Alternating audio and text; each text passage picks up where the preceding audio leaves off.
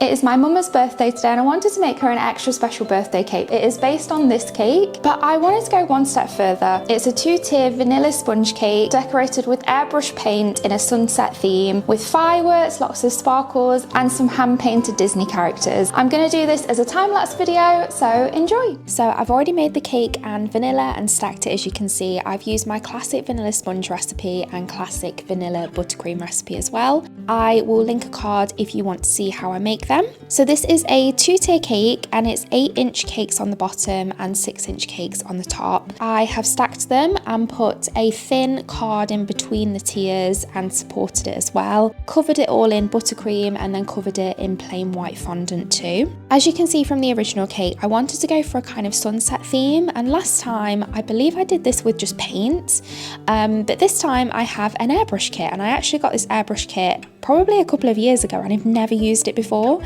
So I thought, when best to use it than on a birthday cake? That is sarcasm. You really shouldn't use something for the first time on something so important. But I decided to use this on this birthday cake. I had a tiny little bit of practice just on a piece of fondant that I had spare and just practiced the brush strokes and how they actually worked. I found that steady and kind of quickish, going back and forward quite quick, worked better than trying to do it really slow, because if you do it really slow you end up putting loads of it in a thick layer, and actually I found that going thin and doing more layers was the best approach. Maybe I'm wrong, I don't know, it's the first time I've used it. But I started off at the bottom, working from the lightest colours all the way up to the top.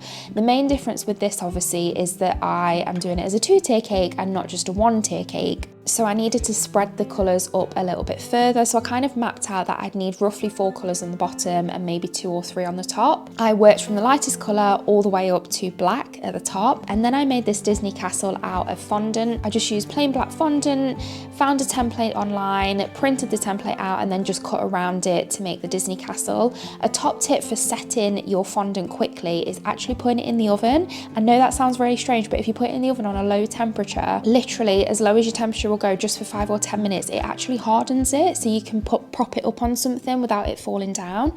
So that's what I did with this. And then I wanted to work on the fireworks on the top tier. So I knew that I was going to do Disney characters on the bottom, but I wanted some kind of display of fireworks on the top to make it extra magical. I tried it with the airbrush first, but it didn't really work because I was doing it over the black and any of the colours just weren't bright enough to stand out on the black. So in the end, I decided to flick loads of sparkles over it, which I think made the cake look really pretty, and then try to draw fireworks, which I'm hoping they look like fireworks. I don't think I've ever drawn them before. I had some edible gold paint and decided to just do some long streaks for the fireworks surrounded by little dots, but hopefully they look like fireworks, and I'm really pleased actually how it came out against the darker airbrush colours. Then it was moving on to the really tricky bit, which is hand painting the characters. I remember when I did this cake last time, it literally took me hours to hand paint these characters, and the problem is once you've started, that's it. It's not like doing something in pencil and being able to erase it. When you are painting on cake, that is it, especially when you're painting black on a yellow or light background. So you kind of just have to go for it, and the proportions aren't completely correct. I would have done things differently maybe if I did it again. Maybe I should have practiced, I don't know. However, overall, I'm really pleased with how it came out. I decided to do my mum's favourite Disney characters, which are, her favourite is Mickey, but obviously Mickey and Minnie together with the little love heart. And basically when I'm looking for an image that I want to copy to paint, I try and find a silhouette copy on Google so that I can just follow the outline and the shape of it. If you find one where it's more of the actual image with detail in it, I find it really hard to copy. So I always try and find a silhouette of the image because I find that so much easier. And then it's really just trying to have the confidence to go for it and not worrying if you do make a mistake. You can see that I'm having to go over different areas and amend them a little bit, but you just have to go with the flow with this. And I think what I did wrong with my first cake is that the characters were massively out of proportion. So I started my characters on the right side of the castle like I have with this one as well, but by the time I got to the left side of the castle, the characters were like double the size of the ones on the right side, so it just looked a little bit silly. So I really tried to make sure that my characters were of the same same sort of sizes this time, not necessarily in proportion with each other in terms of like their actual real life sizes, but just so they looked a little bit better on the cake. And then on the other side I did Chip and Dale, because those are my mum's favourite characters as well. Chip and Dale I found way easier than Mickey and Minnie. I think with Mickey and Minnie, because they had the love heart in the middle and their proportions are a little bit strange anyway, they have like massive heads and kind of tiny bodies.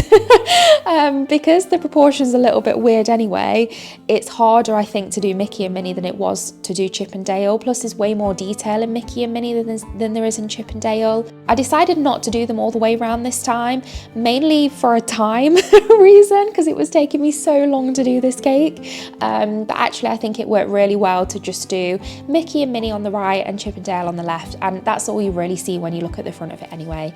And my mum absolutely loved this cake. She says it's her favourite cake she's ever had. It was even better than the one that she had last time, and she was so shocked when she saw it. That is the best thing about making birthday cakes or any type of celebration cakes, is just the look on people's faces. I absolutely love it. So that is how I made this Disney decorated cake. I hope you've enjoyed watching this video. I think next week I'm going to upload a video of this, but like real time, of how long it actually took me to make. I won't include making the cake, but I will include the decorating side. I like watching things like that and time lapses and all of that kind of stuff, so hopefully you enjoy it too. But that's what I'm going to upload next week, and then after that it is Christmas time. We have got 3 Christmas videos coming up this year, and some of them are pretty big ones, so make sure you follow and subscribe to see them come out. Thank you very much for watching, and I will see you next week for another video. Bye.